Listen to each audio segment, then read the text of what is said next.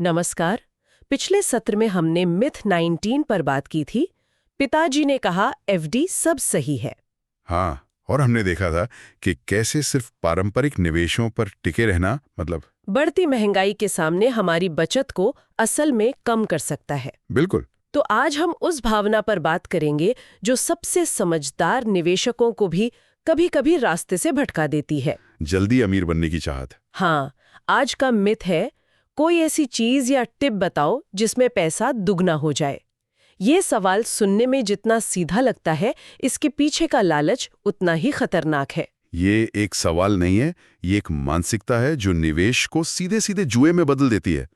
हमारे यहाँ जो दस्तावेज लगे हैं वो यही दिखाते हैं कि वेल्थ बनाने का रास्ता वो धैर्य और समय की मांग करता है। लेकिन एक साल में पैसा डबल का वादा इतना आकर्षक होता है कि तर्क पीछे छूट जाता है और लालच हावी हो जाता है। मुझे हमेशा ये हैरान करता है कि ये कहानियां इतनी तेजी से कैसे फैलती हैं। एक दोस्त दूसरे को बताता है और देखते ही देखते सब उस चमत्कारी स्कीम में पैसा लगा रहे होते हैं। ये तो इसका सबसे दिलचस्प पहलू है।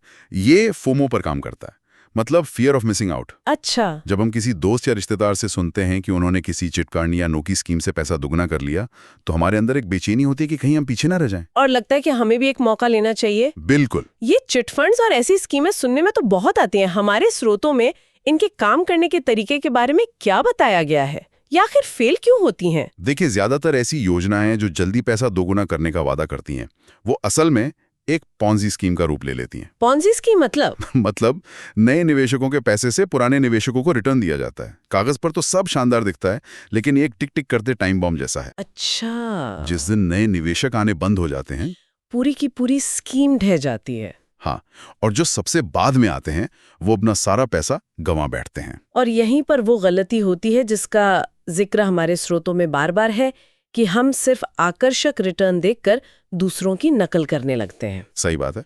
हम ये भूल जाते हैं कि हर किसी की जोखिम लेने की क्षमता और वित्तीय लक्ष्य वो सब अलग अलग होते हैं। आपने बिल्कुल सही नब्ज पकड़ी है। और यही तो व्यक्तिगत वित्त का मूल सिद्धांत है। ये व्यक्तिगत है। कोई भी एक साइज सब पर फिट वाला समाधान होता ही नहीं है। इसीलिए दूसरों की सफलता देख के कूद पड़ना अक्सर तबाही का पहला कदम होता है। ये तो हुई तर्क की बात, लेकिन इन योजनाओं की मार्केटिंग इतनी कमाल की होती है कि तर्क अक्सर पीछे छोड़ जाता है। बिल्कुल। तो इस भावनात्मक जाल से बचने के लिए हमारे स्रोतों में क्या कोई ठोस रणनीति सुझाई गई है? हाँ, और ये बहुत ही व्यवहारिक है। जब भी कोई ऐसी सुनहरी योजना आपके सामने आए, तो भावनाओं को थोड़ा किनारे रखकर एक जासूस की तरह 5 सवाल पूछने। ये एक तरह का लिटमस टेस्ट है। ठीक है, तो पहली कसौटी है, क्या ये योजना कानूनी है? ये पता करना ही कई बार मुश्किल हो जाता है। हाँ। और इसीलिए दूसरा सवाल और भी ज्यादा अहम हो जाता है। ये काम कैसे करती है? अच्छा। अगर कोई इसका वर्किंग मॉडल साफ साफ आसान भाषा में नहीं समझा पा रहा, तो ये एक बहुत बड़ा रेड फ्लैग है। मतलब अगर आप समझ नहीं पा रहे कि पैसा कहाँ से आ रहा है, तो शायद वो कहीं से आ ही नहीं रहा।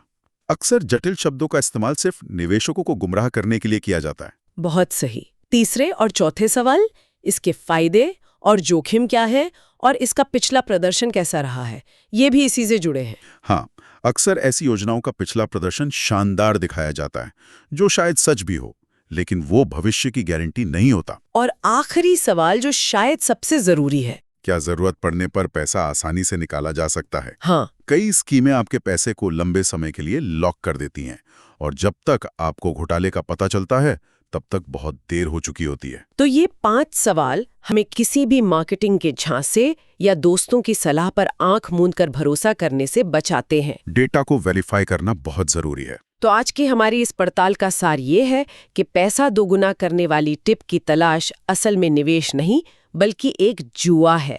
अपनी मेहनत की कमाई को दांव पर लगाने से पहले वो 5 सवाल जरूर पूछें। ये आपकी सुरक्षा की पहली दीवार है। आज हमने लालच पर बात की, एक ऐसी भावना जो तर्क पर हावी हो जाती है। लेकिन निवेश में एक और एहसास है जो हमें तर्क से दूर ले जाता है, अंतर्ज्ञान या गट फीलिंग। अच्छा। हमारा अगला मिथ इसी पर आधारित है। मेरी गट फीलिंग है पर इसमें पैसा बनेगा।